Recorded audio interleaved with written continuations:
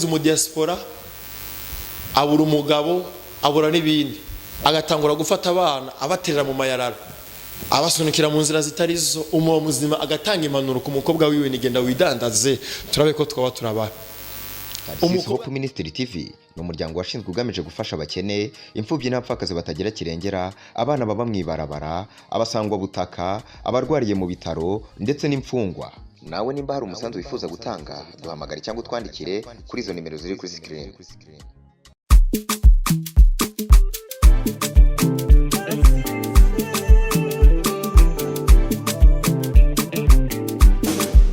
Yesu nashimye cyane Yesu ndabaramukije ni Cedric Murindangabo baramukije ndashimiye Imana cyane uyu munsi nagiriwe kandi akandi karyo ko kuba muri no televiziyo canke no channel ya Tharcisse Ministry bantumiriye kugira ngo tuvugane kandi nanje nabishakaga mu nyumve ko nabishaka ndakeneye uyu munsi ndafise icivugo canje canke ibintu numva ko twovugana sinokeze icivuga ahubwo impanuro yego ni civugo nyene mu Kirundi niko na lengo la ushauri fisi ntumbero yo guhanura gutanga impanuro nico kingenjeje muri no studio kandi ndashimiye uburongozi bw'ino studio ya Tharcisse Ministry ndashimiye uburongozi aho buva bukagera cyane cyane nyakubahwa Tony Mana imuhezagire nakwatagira kugira ngo adutumire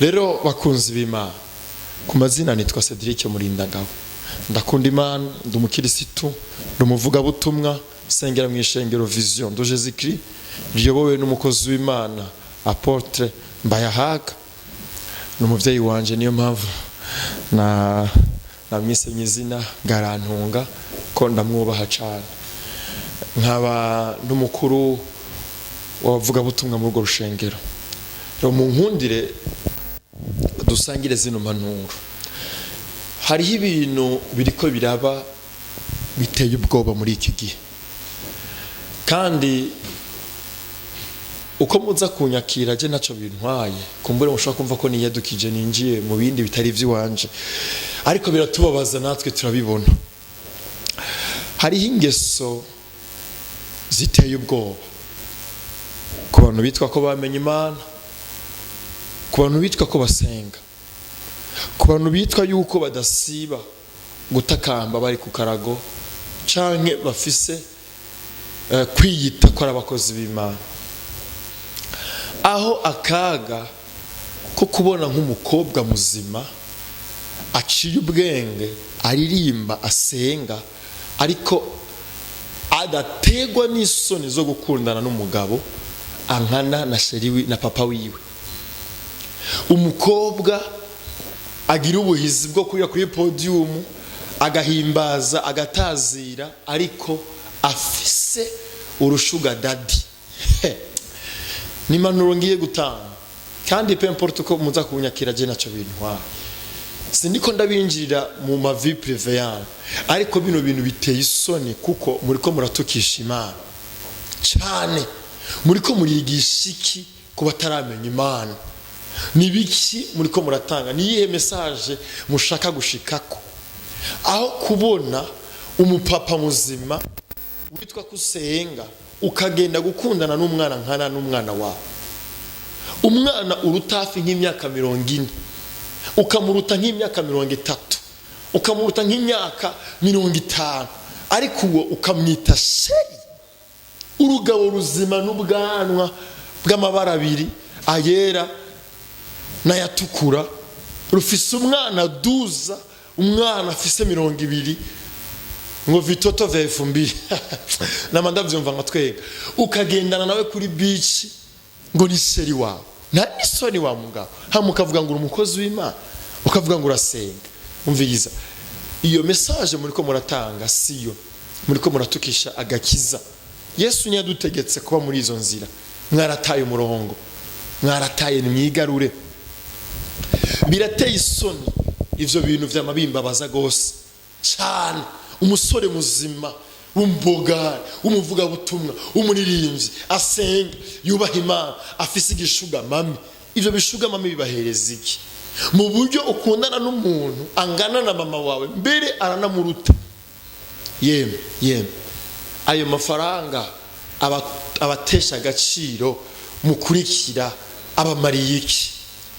Neza na neza urushugamami urumama rwasatuye ruraho ngo warugize sheri vraiment.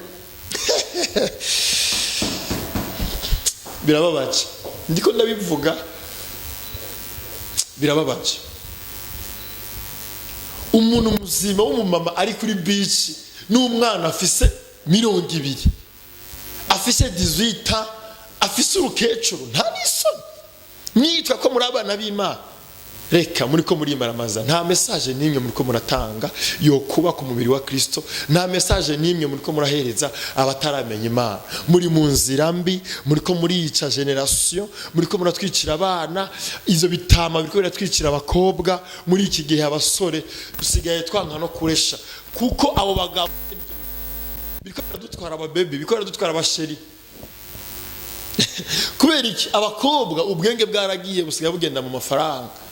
Utari mu diaspora ntiwemerewe kuresha. Mugabo ivyo navyo biri kuri babandi batazi ico barico. Mugabo hejuru yiko ndiko ndavuga bino bintu, hariho nabandi bizigamye bazi ico barico, n'abana b'Imana. So ndiko ndabatuka, ariko nkeneye kubahanura. Izo nzira muri mubona zizobashikana kuki? Nimba ukeneye ivy'uyu mubiri, ho ivy'ubu bugingo budashira navyo. Woshobora gukenera imodoka, yego, ico gipapa cyo yiguha, ico kimama cyo yiguha, ariko hoho kuri Kristo uri kurubaka iyihe monima? Ni igiki uri kurakora kizoba nk'icibutso? Urabizi neza ko uyo mugabo afise umugore, afise umuryango, afise abana, abarihira minervare, ariho inzu y'abana n'ibindi. Uyo mugabo ni responsable. Hoho na responsable abankuko, reka sino mwita responsable. Ariko urabizi ko afise ibindi bintu biri nyuma yiwe bimukurikirana, famille. Ariko wa mukobwa we ukamukurikira inyuma, umukokora utwiwe, uzi ko afise umuryango. Uri kurakora iki? Uri kurakiziki? Hoho uyo mugabo ni gute yomenya Kristo ari muri wewe? Yobimenya gute kusenga? Mwirirwa mutwarana mutu hotel musambana, aguhereza senkana, aguhereza trani, utanga ivyo utanga, wambura za mpuzu novuga. Akona ka nukuri birateye isoni cyane. Kandi rero aho hari ibindi bibabaje, nko kuri eglise wa mukobwa we ugakundana na pasiteri wawe, pasiteri akuyoboye imbere, uzi na famiye yiwe, mbere no mu bana biwe murabagenzi. Ariko iyo pasiteri murahana rendezvous murahurira kuri hoteli runaka, murazinanye iminyuro yanyu, kandi yirirwa agira ivyo agira ku mubiri wawe. Mwishengero ukagenda ugahimbaza, pasiteri atanisoni akavuga ubutumwa, yifitiye utubebe nka 5 mwishengero, agenda acishako fye. Umviriza ko kaga kari mu bana b'Imana. Nizihe message muriko muratanga?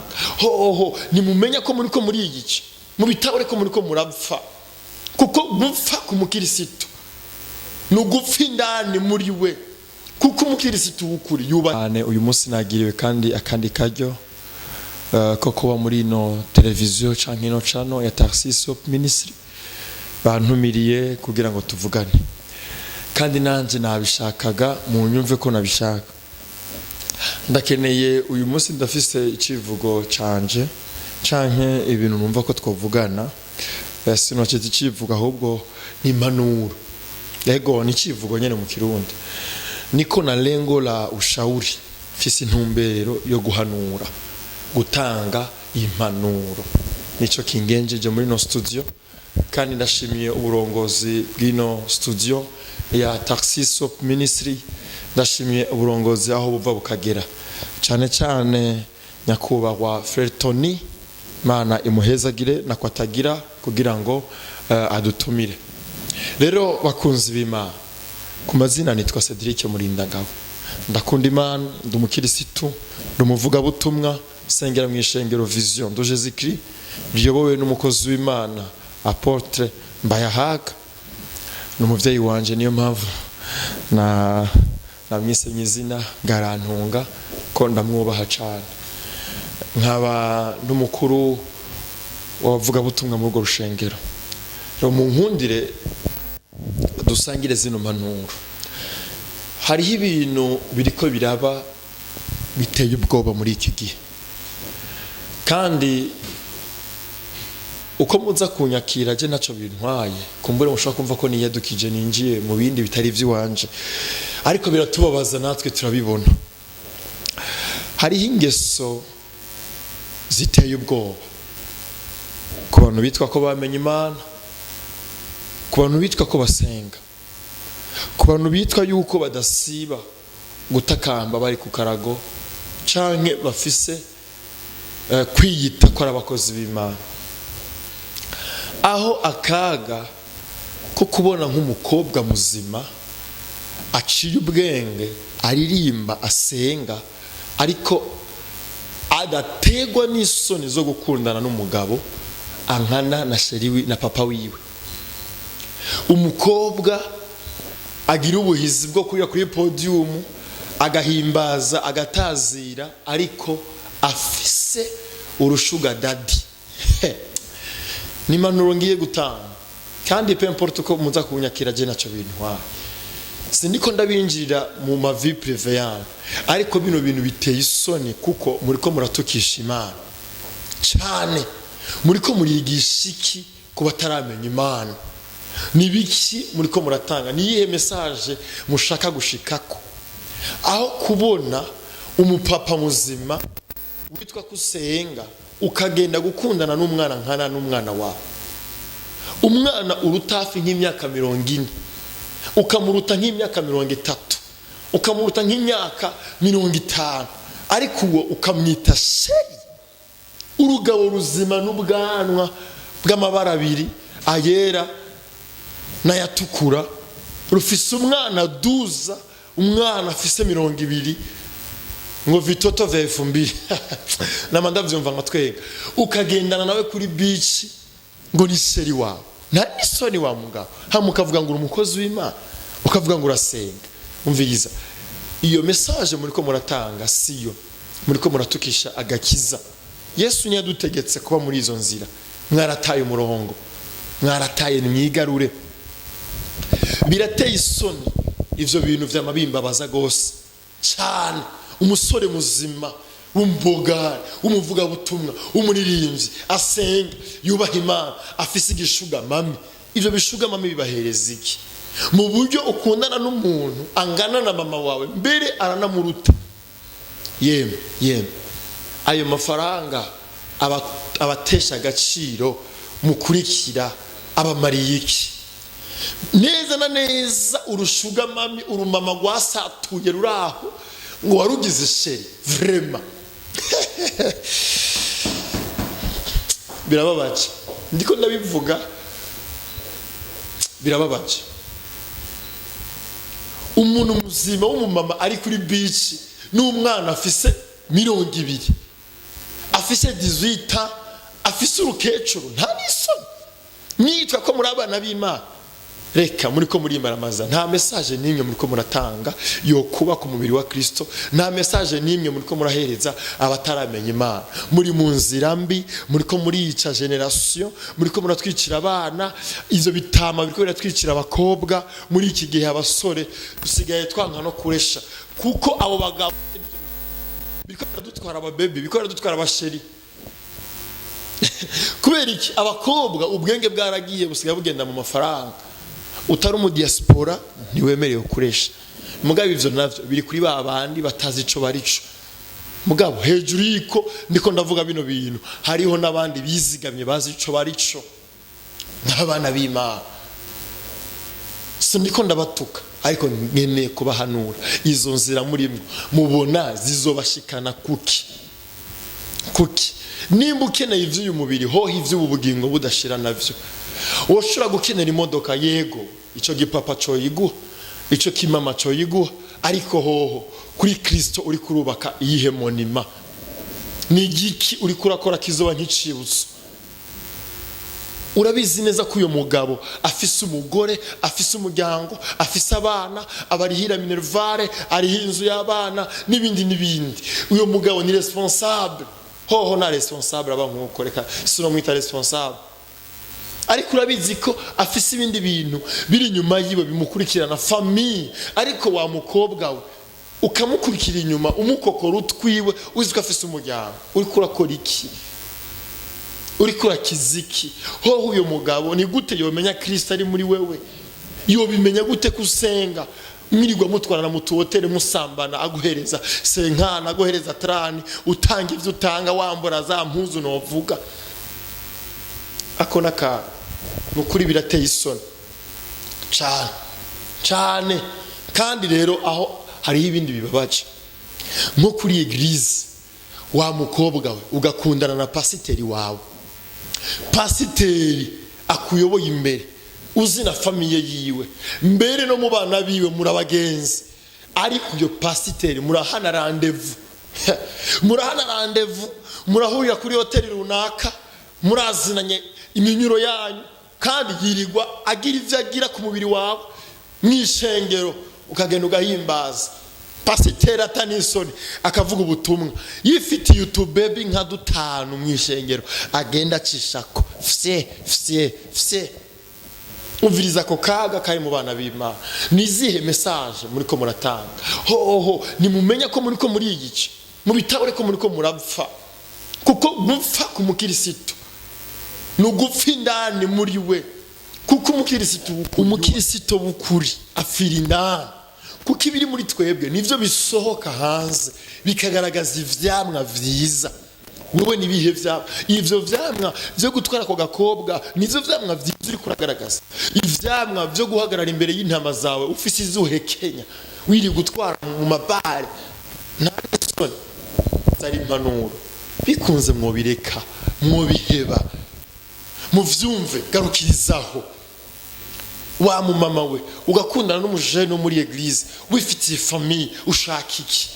Bibiliya yatubwiye gute? Tubumbwe n'ivyo dufise. Bumbwa n'uyo mugabo wawe, bumbwa n'uyo mugore wawe, bumbwa n'ivyo ufise. Wewe uri kurarondera amafaranga mu nzira zitarizo, bumbwa n'ivyo ufise. Imana ikura umuntu mu mukungugu, izogukura muri uwo mukungugu, ikwicarikane n'abakomeye.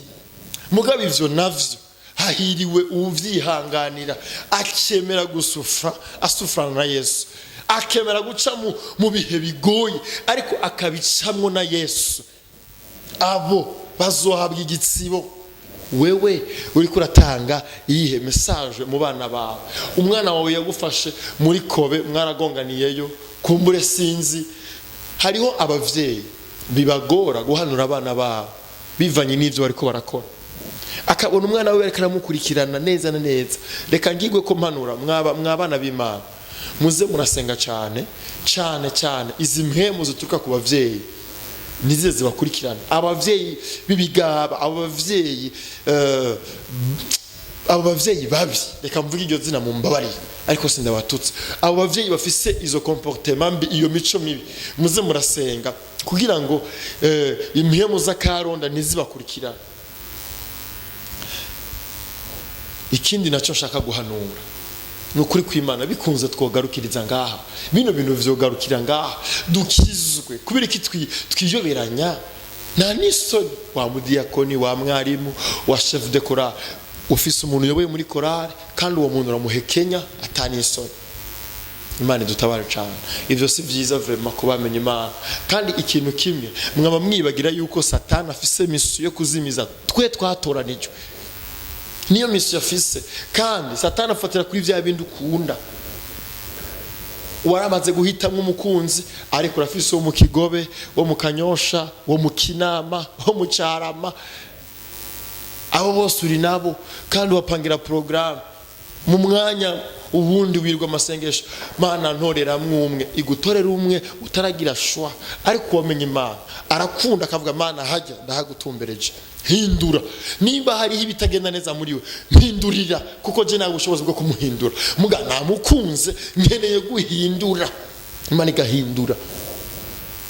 Ariko yafatiye kuri decision wafashe kuko icyo dusaba Imana cyose irakiduha nk'abana babo. Birivuga ngo twe dutanga ivyiza ku bana bacu turi babi, ngo Imana yoyo ntizobura gutanga ivyiza ku bantu bayisaba ivyo vyiza. Rero garukiriza ngaho kwihambira ibishuga daddy, hariho uwiwawe aje mutangurane kariyere yanyu, ubuzima bwanyu mushike kuri ya ndoto zanyu. Reka ndekane n'ivyo rero ngaruke kuri aba bantu bazima. Umumama afise abuzukuru akahukana muriko muyigisha iki nabo bazukuru banyu, abana banyu muriko murabahereza akarorero nyabaki. Umumama muzima ugata urugo rwawe kumvo z'impanuro wahanuwe na naka, ugaheba impanuro, ugakurikira impanuro z'ibinyoma, ukareka impanuro nzima, ukareka Kristo, ukavuga narushe, narambiwe, umugabo wanje kwa ukemera guta urugo rwawe uri urukecuru vrema naniso umukecuru muzima, ugaheba urugo ukahukana. Ivyo bintu sindabikunda, birambabaza. Abana b'Imana tukwiye kugwana n'ibihe byose bituri imbere. Umugabo wawe niyagiye, ivyo bintu birababaje cyane, n'agahinda guta urugo rwawe ukareka umugabo ngo nuko habonetse umudiaspora afise amadolari, ukemera kwahukana ngo nuko waronse umudiaspora. Ico kintu nje sindagitahura. Kureka umugabo mwaruhanye, mwavyaye abana, mwatanguye muri mu busa, muriko muragwana, kandi Imana y'ikiragenda ibazamura buke buke, uronse ufise ibiguruka ibihinda utazi naho yabikuye, utaye umugabo, utaye abana, uragurutse. Oho, yama mu mapisine, yama hariya mu bwato, yama hariya ariko arya umukeke, amafiti, ibiki. Umudiaspora akagutesha intumbero ngo nuko ukeneye amafaranga. Bumbwa n'umugabo wawe naho atakina arashikako, ntuzi ico Imana imubikiye, ejo yogishikako akaba uwundi muntu agakomera. Gumana nawe, fatana nawe, ivyo ariko araca mu vyose mubwire sheri turi kumwe. Ariko reka ngaruke kuri ayo mazina, amazina y'abasheri y'abashushu. Muzi ko ari abantu bayaheruka muri fiançailles. Mbere kandi ababaze ayo mazina y'abasheri y'abashushu y'abahani yagenewe muri fiançailles gusa. Ayo mazina mwitana y'abasheri shushu, ayo mazina nyene y'amayihani n'utundi, ayo mazina nyene y'urukundo kundo, hari abantu bayaheruka muri fiançailles. Nyene kubaza izo zina z'abasheri zagenewe muri fiançailles gusa, ho mu rugo nibikenewe.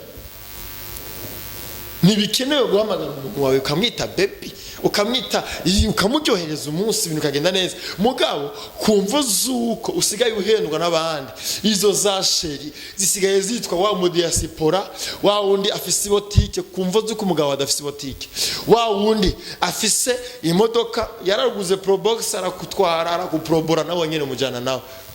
Uribage wa mugabo wawe mwavanye mu butayu, wa mugore we iminsi yose ivyago bigwa ku mugabo tous les jours.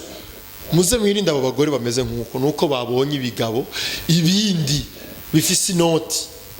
Ikindi naco nkeneye kuvuga, ndiko mvuga umugore, mugabo hariyo n'abagabo bameze nkuko nyene. Umugabo yohezagirwa agatangura kuraba isura y'umugore wiwe, akabona yuko ari mubi, ntamubereye, kandi akeneye amataye française, akeneye wa wundi yambara ururato nk'urushinge, akeneye wa wundi asokoza inzara, akeneye wa wundi yamana vya bishatsi bitari ivy'iwabo, ibigohe bagomeka, akeneye babandi bagenda baguruka udushakoshi gusa, yirigwa na udufondote n'utundi. Amahera yawe umugore yarasenze aja ku mavi, Imana iraguhezagira ikuduza promotion canke kuronsa kandi kazi canke ubundi buryo Imana yabuciyemwo, urazamuka. Amahera rero arakuboreje, uborewe icubahiro, nugikeneye wa musheri wawe asenga, wa wundi mwavanye kure. Muri iki gihe ukeneye twa tundi tuguruka tugira gutya bite sino nabishobora kubivuga, tugira gutya inzara, umwe no kurya ubugari abufata nkuko, nibo mugikeneye. Ukibagira wa wundi mwavanye mu butayu, wa wundi mwavanye mu misozi, wa wundi wa wundi yakuruhiye, wa wundi wazana ibihumbi 2 ukamubwira nivyo mfise akabisumamwo mugafungura muri mu mahoro, wa wundi mwatanguranye kuryama mu kirago kijya nyene na gwara uburangeti mukishirako bugaca mukabaho, wa wundi waramwibagiye, wibagiye wa wundi mwagenda kurima muri kumwe, wa wundi mwafungura utujumbu muri kumwe, kumvo zuko wahezagiwe, wataye umugore utanabana waragurutse. Twaba tubona abagabo benshi yarataye famille warayihevye ngo nuko waronse ibiguruka kandi ujana n'ibiri kuri yo top, ngo je negerezwa kugendanwa njanye n'ibigezweho kuko nanje daire ndagezweho, sigaye nambara polo, sigaye nambara jeans, sigaye nambara visa costume nzimva ko karvate kwa nubusa. Subira ku mugore wawe mutangure mu bandanye muzima bwawe, ni wishugwa menya ko famille yishuwe. Izi ni impanuro ndiko ndatanga, nakaga sirtivyo bikababaza kubona bikoregwa ugasanga biriko birakora umukirisitu ugata famille kubera waronse promotion. Hariho nundi ahemukira umugore akamufata nabi ngo n'umunyamwanda, ntuzi kumutekinika mukore. Iyo uhezagiwe, uyo muhezagiro wawe suibihabara n'umuhezagiro w'umuryango, uzane mu muryango madame umwereke ni Imana yatwishuye y'amasengesho. Ariko muri iki gihe utabonye biriya ujanwa n'ibigezweho bizokugirira nabi, bizokonona. Reka mvuge kuri iki kintu ikindi, bana bidukundiye twohinduka. Ibintu bibabaje rero ugasanga biriko birakora uwamenye Imana, yataye famille arayibagira. Ariko reka mvuge kino kintu, hari abamama bahemuka. Uyo mama yabuze mu diaspora, abura umugabo, abura n'ibindi, agatangura gufata abana abaterera mu mayarara, abasunikira mu nzira zitarizo. Umuntu muzima agatanga impanuro ku mukobwa wiwe, nigenda widandaze turabe ko twaba turabana.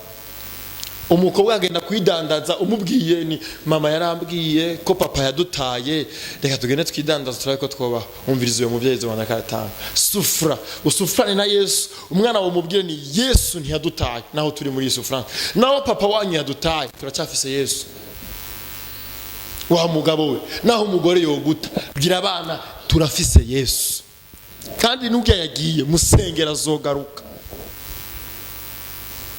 nk'umuba muzima. Reka mvuge kino kibabaje, umukobwa uvuye ku ishure uhuye n'ibigabo bigukubisinda mu nyuma kakanasha wari kuvyara, hako kwihangana ukavyare ucumuye rimwe ko wakoze ubusambanyi, mugabo ugiye gukora ikindi cyacu ubwicaye, wa mwana urakoroye urataye. Narigeze kwigisha ngaha ndabwira ati monyaje y'umuntu twahuye ariko arakoroza inda umwana w'amezi 7.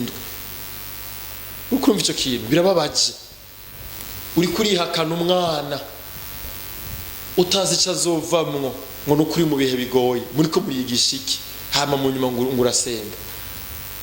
Wa mugore we inzara yateye mu nzu ugata umugabo n'abana, uri kuriyigisha iki?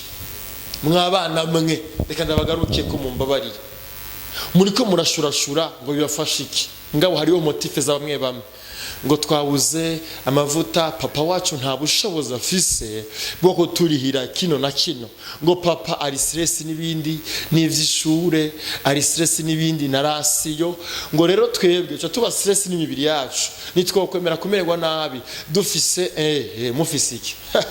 Muriko muri henda abasha bazobasambanya, babasambanye babasigire, bazobagirira nabi, bazobonona, babahereze n'ibigwara, mugware mumererwe nabi. Rero hejuru yuko buhemuka, menya ko Yesu ashoboye gushitsa biriya byose ukeneye.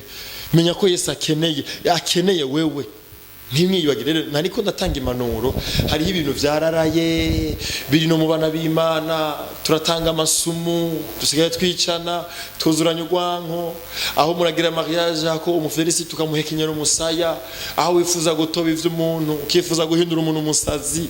Ivyo biri mu bana b'Imana, tushaje isaha utwariyibagiye ko turabana b'Imana, aho twirirwa dufatana n'utwe dufatana, ivyo sivyo. aho dusigaye dutanga ama message yo kutworohereza, hari abavuga butumwa basigaye bigisha ibintu biborohereza kugira ngo bamenye amayeri yabo. Ukaza mu ishengero waborewe ngo kunywa si icangwe cyaha no kuborerwa ngo gakora ibibi. Yo ndaguhanuye, ivyo vyose ubona bidahimba Imana, ivyo vyose urimwo bizogushikana muri Gehenomu nta kabuza. Rero mumenye ko muri abana b'Imana, mureke kwitwara ukundi kuntu, no, nta gaciro ko kwitwara nk'utaramenya Imana, ntacyo bizokumarira. Fatana n'umugabo wawe, fatana n'urugo rwawe. Nimba utararonka umugabo, nta mpamvu yo gukundana n'abantu 6-10, gumana n'uwo senga, Imana izogohereza umugabo. Niwo mugira umwe umusengera Imana imushire ku rutonde rwo gushaka, n'ivyabuko usenga ivyo ukeneye uzobishikako, urugo rwiza uzorushikako, famille uzoyigira, bizogenda neza. Ntiwiyahuze bidahesha Imana icubahiro ngo nuko ufite ivyo ukeneye cyangwa utarashikako. No, oya, ni bibi. Zari manuro kandi abona babaje mu mbabarire zari manuro ndiko natanga bivaye n'ibi bintu ndiko birasirikira muri iki gihe. Abantu b'iki gihe tuko turakurikira Imana mu mashengero, tudakeneye Imana, dukeneye ko prophet yogira icyo avuze, dukeneye ko bogira boduprofetiza, boduhanurira, tukeneye ko bodusuka kwa mavuta. Ukeneye umugabo, shakira umugabo. Senga ubwira Imana izoguhereza ivyo ukeneye. Yo yirazi ivyo dukeneye naho tutarayisaba. Mugabo naho ibizi kuyibisaba ni vyiza, bisabe ariko ntiwiyahuze ibitayihimbaye. Ukeneye akazi keza, no, ntubu mubi. Zari manuro bana b'Imana, zari manuro kuko muri iki gihe twe turatwagwa nabi. Vyinshi biko biratugurura bidukura mu bugome bw'Imana. Ivyo bishuga mami, ivyo bishuga daddy, abo ba diaspora bariko barabakura ku bagabo, abandi bakabakura ku bagore, abandi mugata famille, abo bandi mwirirwa musambana, mwirirwa mu mapodium, umupasteri agasambana n'uwarongoye. Urumva nakaga gusa, abandi mukabibibire kubera iki ngo mwabuza amafaranga, mukagenda kurondera ivyo haza imitima yanyu n'imibiri yanyu umunezero, mukibagira ko Kristo abakeneye. Rero Yesu aragukeneye, même si uri muri ivyo bihe byose, va kuri Yesu ubivemo ubihebe. Zari manuro kwabwira ngo ndaguhanura ko ivyo byose nimba uri kurabicamo nukurikizwa, ubireke utore direction ya nyayo kandi na direction nziza nko kuba muri Kristo Yesu. Imana bahezagire, mugira ibihe vyiza. Ni Cedric Murindangabo yari karatanga zino manuro kugira ngo mwigarure mugaruke ku Mana. Imana ibatabara. Ubusambanyi si wo muti w'ibibazo, mubimenye, kandi kwahukana siko gukira ibibazo, mubimenye. Kandi rero gukurikira amafaranga si wo muti w'ibibazo. Amafaranga ni nkenerwa ku muntu, mugabo si buri kintu ku muntu, mubimenye. Uzoyakenera azogufasha, mugabo ntazokemura buri kintu cyose ukeneye. Si nkenerwa kuri twebwe, si buri kintu cyose dukeneye. Oya, Yesu niwe buri kintu cyose, kuko azoduhereza mu isi no mu ijuru. Niwe umwami w'amahoro. Imana ibagirire neza, duhinduke ko twebwe vision yacu niyo kubana na Yesu akaramata. Yesu abahezagire. Tharcisse Hope Ministry TV ni umuryango washinzwe ugamije gufasha abakene, imfubyi n'abapfakazi batagira kirengera, abana baba mwibarabara, abasangwa butaka, abarwariye mu bitaro ndetse n'imfungwa. Nawe nimba hari umusanzu wifuza gutanga, duhamagare cyangwa utwandikire kuri izo nimero ziri kuri screen.